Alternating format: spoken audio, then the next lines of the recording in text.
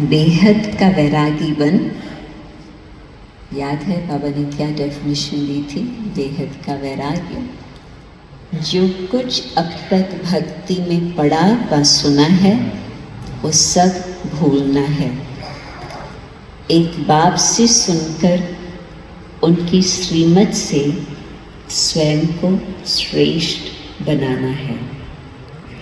दूसरा, जैसे बाप संपूर्ण पवित्र है, उस पर कोई कट जंक नहीं, ऐसे पवित्र बनना है। ड्रामा के हर पाठधारी का एक्यूरेट पार्ट है। इस गुह्य रहस्य को भी समझकर चलना है। वरदान, बाप और वरदाता इस डबल संबंध से डबल प्राप्ति करने वाले सदा शक्तिशाली आत्मा भव। सर्व शक्तियाँ बाप का वर्षा है और वरदाता का वरदान है। बाप और वरदाता इस डबल संबंध से हर एक बच्चे को ये श्रेष्ठ प्राप्ति जन्म से ही होती है। जन्म से ही बाप बालक को सर्व शक्तियों का मालिक बना देते हैं।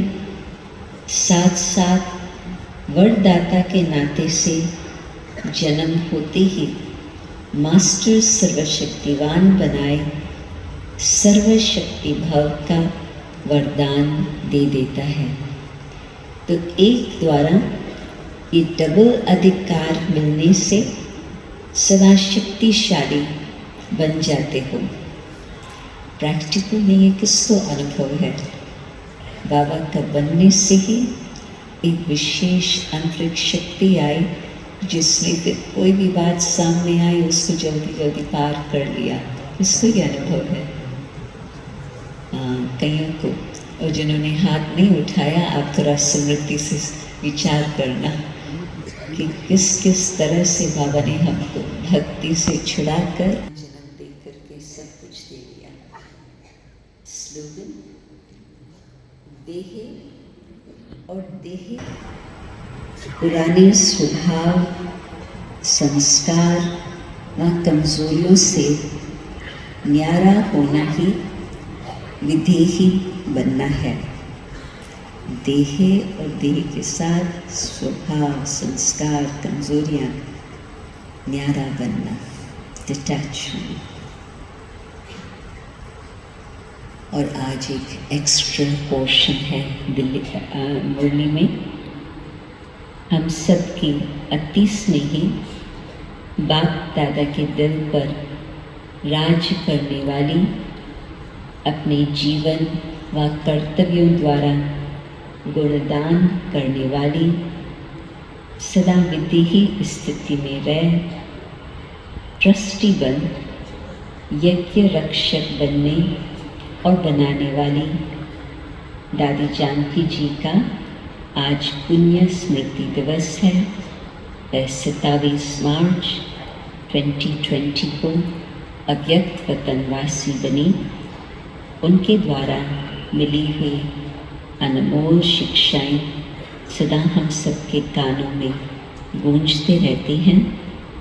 तो वो कुछ शिक्षाओं का वर्णन है। फर्स्ट, अपने ऊपर आशीर्वाद करनी है तो सूक्ष्म अभिमान को परख कर उससे जल्दी से खत्म कर दो। सेकंड, अपनी अवस्था को ऐसा अचल अडोल बना लो तो समय संकल्प जरा भी व्यर्थ न जाए। तीसरा, दुनिया के दुख दर्द दूर करने के लिए इनोसेंट और मीठी बनो, माँ समान पालना दो।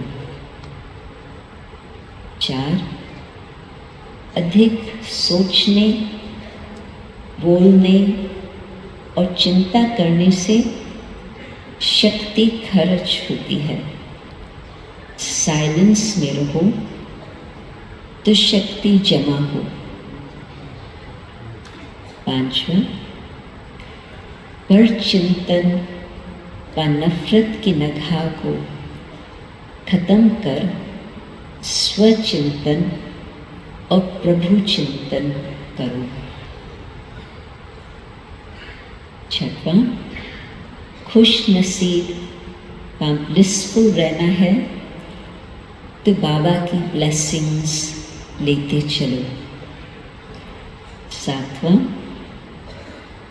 किसी की गलती चित्त पर न हो, चित्त साफ रखो तो चैन में रहेंगे। 8वां, तपस्वी बनने के लिए त्यागी बनो, जरा भी इच्छा व आसक्ति न हो। 9वां, अपनी स्थिति ऊंचा बनानी है तो याद में रहने का गुप्त अभ्यास करते रहो। साधारण बोलने व सुनने की आदत न हो। 10वां, अपनी सतोगुणी दृष्टि वृत्ति द्वारा आपस में सतोगुणी व्यवहार से अपनी संपूर्णता को समीप लाओ। अंतर्मुखी बन जाओ तो आठों ही शक्तियाँ सखी के रूप में साथी और सहयोगी बन जाएंगी। कईयों को ये बातें याद होंगी। पर्सनली दादी ने कईयों को ये बातें सुनाई थी और क्लासेस में भी।